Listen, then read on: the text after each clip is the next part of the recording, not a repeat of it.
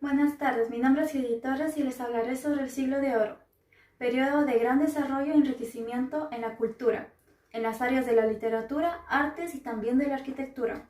Estuvo dividida en el Renacimiento y el Barroco, muy diferentes entre sí por la percepción de la vida y el entorno de esa época. Historia. Empieza en el siglo XV después de la Reconquista Española y termina en el siglo XVII en la muerte de Pedro Calderón de la Barca. Periodo histórico esencialmente político, de gran fortaleza política, dominado por el espíritu de la Contrarreforma y la Santa Inquisición de la Iglesia Española. Como dije anteriormente, estuvo dividida en dos periodos, el Renacimiento. Al hombre se lo dejaba en un lugar central por primera vez, dejando paso al humanismo, mientras que en el Barroco se ocupaba con gran abundancia temáticas sociales atrevidas. Se le da este nombre por los grandes acontecimientos importantes que sucedieron en esta época, como por ejemplo la conquista de América, la toma de Granada, la reconquista y la consolidación de la monarquía española. Quien usó por primera vez este término fue Luis José de Velázquez, y algunos de los escritores más reconocidos y grandes exponentes fue Miguel de Cervantes con Don Quijote, Francisco de Quevedo con La vida del Buscón, Pedro Calderón de la Barca con La vida es sueño y Lope de Vega con sus múltiples creaciones. Algunas de las obras más famosas fueron Fuente Ovejuna, escrita por Lope de Vega, en la que trataba sobre un pueblo que era sometido bajo la corrupción y el desencanto, pero que al final se levantaba con poder. Después estaba Don Quijote de la Mancha, autor Miguel de Cervantes, en la que narraba las desgracias y aventuras del protagonista.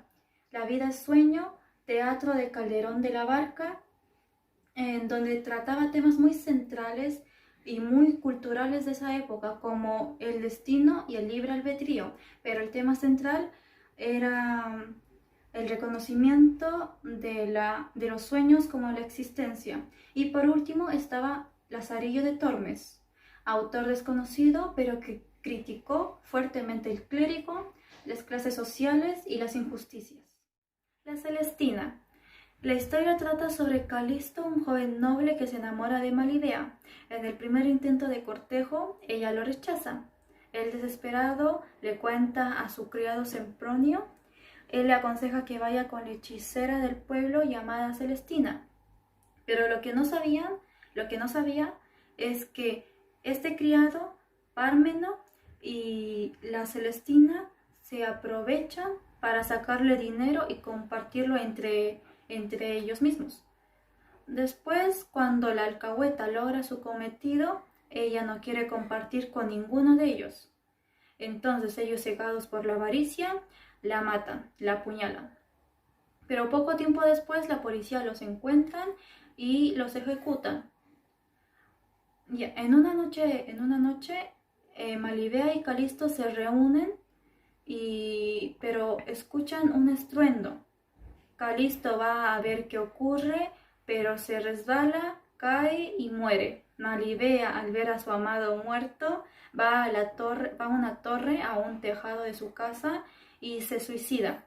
Su padre, al ver este terrible final y a su hija muerta, critica a la juventud por ser tan inmaduros y dejarse llevar por las pasiones y no valorar el sacrificio que hacían ellos. Obra emblemática de la literatura medieval, consta de 21 actos y quien escribió principalmente la obra fue Fernando Rojas, pero quien dio inicio y escribió el prólogo fue un autor desconocido. Él la encontró, la terminó y la completó. La Celestina es de género tragicomedia y abarca 3 temas: el amor apasionado y desenfrenado, idealizado entre Calisto y Malibea, y la avaricia, en la que termina Sempronio y Pármeno, y que matan a la hechicera cegados por esta. Al último, la muerte, en la que la mayoría de los personajes terminan en una muerte fatal y horrible. La literatura del siglo de oro. Los más relevantes fueron la novela picaresca, en donde los protagonistas eran pícaros, es decir, en donde hacían uso de su ingenio y se aprovechaban de los demás, eran pobres y taimados. La sátira es una burla hacia el clasismo, la poesía estética y mística es de origen católico y hacía un llamado hacia la religión. El soneto está compuesto por 14 versos en decasílabos y el conceptismo cultivado por Góngora, Quevedo y Gracián, en donde hacían mucho uso de lenguaje directo, juego de palabras, metáforas ingeniosas. El culteranismo, su mayor exponente fue Góngora y es un derivado del conceptismo. En las pinturas había una gran expresión y percepción en donde se lograba ver el entorno y lo que pensaban estos artistas. Y uno de los mayores exponentes fue Diego Velázquez con su pintura Las Menias o el Greco con la Dama del Armiño y también Bartolomé Esteban Murillo con el joven mendigo. En la música del siglo de oro, en el Renacimiento ocurre un gran desarrollo en la técnica polifónica. También predominaron instrumentos de cuerda y de teclado, mientras que en el Barroco fue una época de gran esplendor para instrumentos como el violín, el clavecín y el órgano. Y los estilos más comunes era la zarzuela de género escénico que combinaba declamaciones, cantos y partes instrumentales.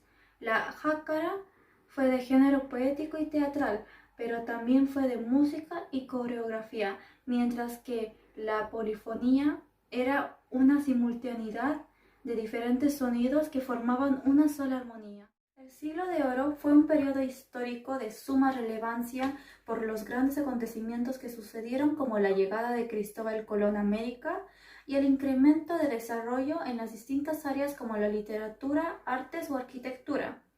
También se vio una gran expresión de cómo vivían y cómo se percibía en esa época de autores, poetas, dramaturgos, hasta criticaron sobre las injusticias, clases sociales, logrando así que esa época fuera recordada y conmemorada. Muchas gracias, chao.